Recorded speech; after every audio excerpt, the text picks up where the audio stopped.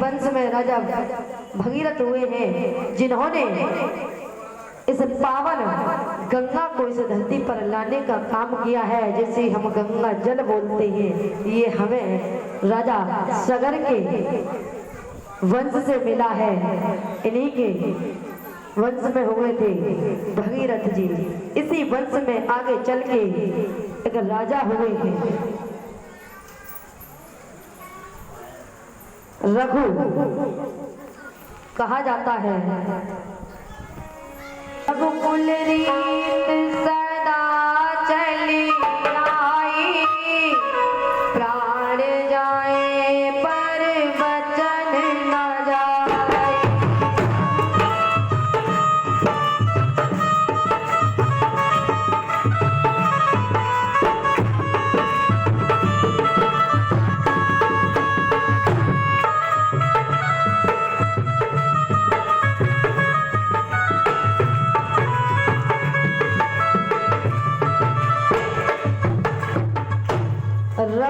चली आई, प्राण जाए पर वचन न जाए।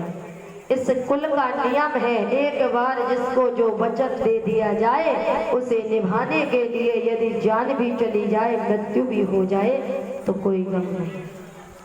ऐसा ये रघुकुल है। रघुकुल इसी वंश में राजा रघु, रघु के पुत्र अज और अज के महाराज दशरथ हुए हैं। और इन्हीं दशरथ की संतान हमारे भगवान श्री राम हुए हैं। राम, लक्ष्मण, भरत, शत्रुघ्न, ये चार पुत्र इन्हीं के हुए हैं। राम जन्म के कई कारण हैं। राम जन्म के हेतु अनेका परम विचित्र एक एका, कई कारण हैं राम जन्म के। अब हम आपको राम जन्म की कथा सुना रहे हैं, क्योंकि इसके बाद हमें कृष्ण जन्म भी पूरा करना है।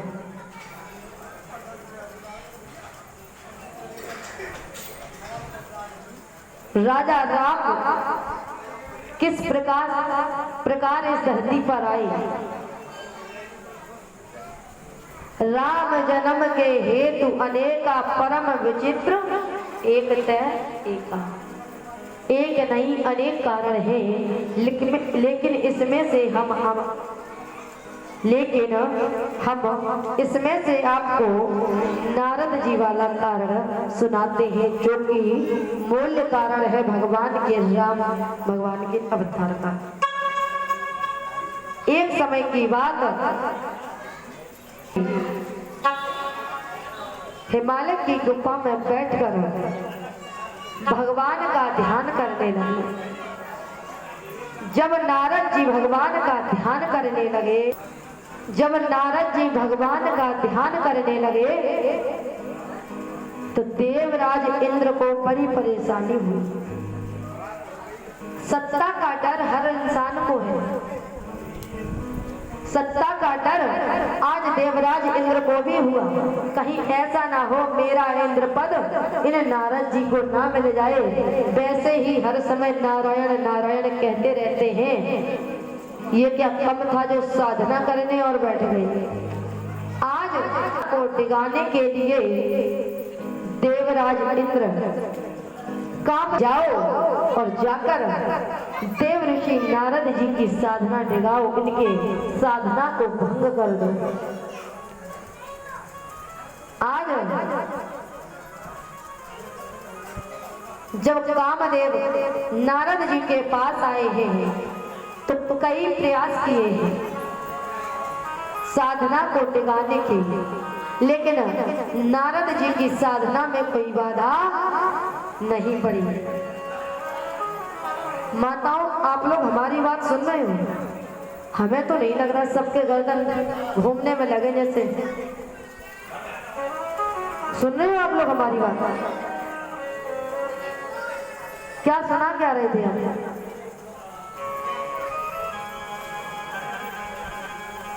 हद कर दी।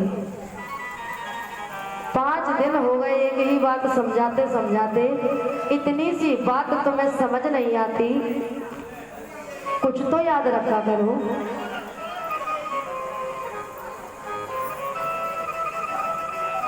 बस सर घुमाने में लगे हो इधर उधर, सब आपके जैसे ही दिखते हैं, जैसे आप दिखते हो। आप फिर भी सुंदर दिख रहे हो, क्यों एक दूसरे को देखते हो? आइए बात पर ध्यान देते हैं। आज जब कामदेव जी देव ऋषि नारद जी को डिगाने के लिए गए तो इनकी साधना डिगी नहीं। कामदेव ने हर प्रयास करके देख लिया, लेकिन कोई फल नहीं निकला इसका। नारद जी ज्यों के त्यों अपने समाधि में लीन हैं। उसी समय कामदेव जी गए और देव ऋषि नारद जी के चरणों में मस्तक रखकर बैठ गए। मस्तक रखकर जब बैठ गए, नारद जी ने नेत्र खोलकर देखा तो नारद जी के चरणों में कामदेव बैठा है। नारद जी ने पूछा, कामदेव तुम यहाँ क्या कर रहे हो? तो बोले, हम आपकी साधना डिगाने आए थे, मुझे क्षमा कर दो। आए तो हम साधना डिगाने थे, पर आपकी साधना भंग नहीं हुई। हमने जो भूल की है उसकी क्षमा याचना कर रहे हैं। नारद जी मन में बड़े प्रसन्न हुए, खुश हो गए। हम काम विजयी हो गए। काम का तनिक सा भी प्रभाव हमारे ऊपर नहीं पड़ा। अब तो नारद जी मन ही मन फूले नहीं समाये। नारद जी ने कामदेव से कहा, कोई बात नहीं। की राधा रानी सरकार की, तुम बताओ। भगवान की राधा रानी सरकार की। आइए बात पर ध्यान देते हैं। आज जब नारद जी ने कामदेव जी को क्षमा कर दिया, बोले कोई बात नहीं, और मन ही मन बड़े प्रसन्न होते हैं, खुश होते हैं।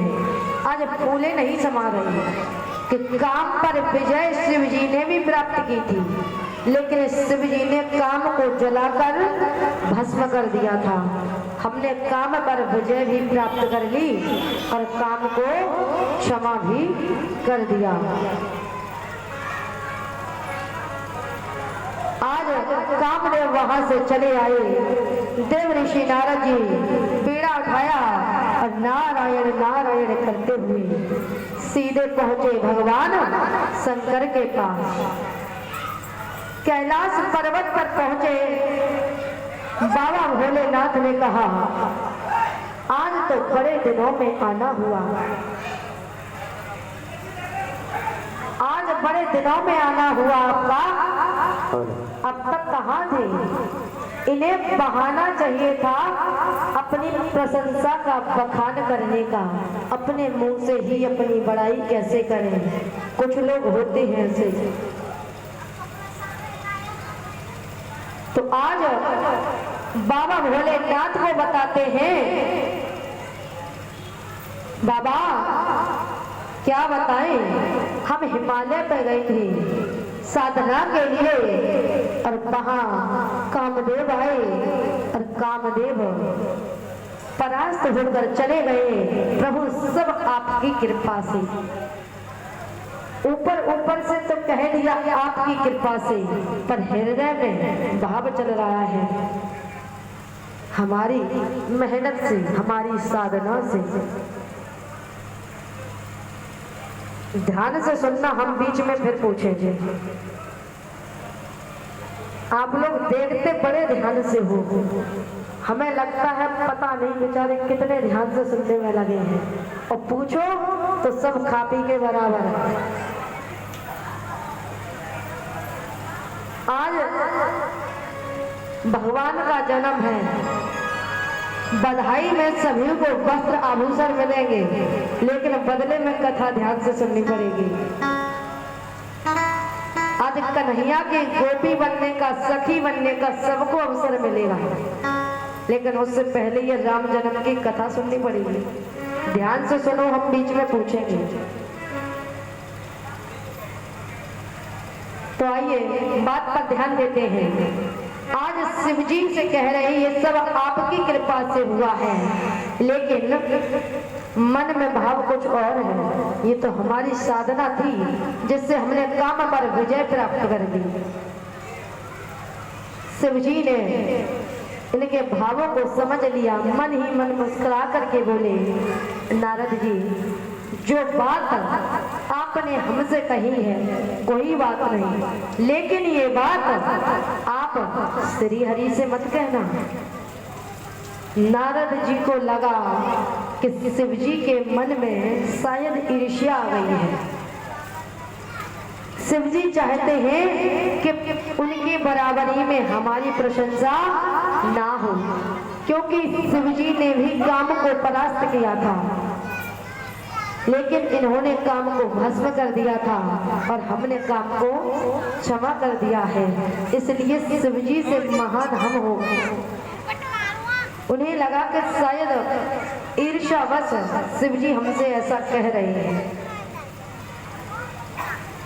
ये नहीं माने, वहां से वीणा उठाया और सीधा श्री हरि के पास पहुंचे। श्री हरि के पास पहुंचे और जैसे ही वहां पहुंचे तो श्री हरि से छुपा कुछ नहीं है।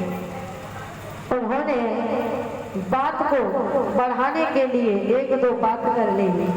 अरे नारद जी, तुम तो बड़े दिनों में आए, अब तक कहाँ थे? इतना कहते ही नारद जी शुरू हो गई, हम अब तक कहाँ थे, हम कैसे साधना करने गए, हमने कैसे क्या किया और कैसे हमने काम को परास्त कर दिया।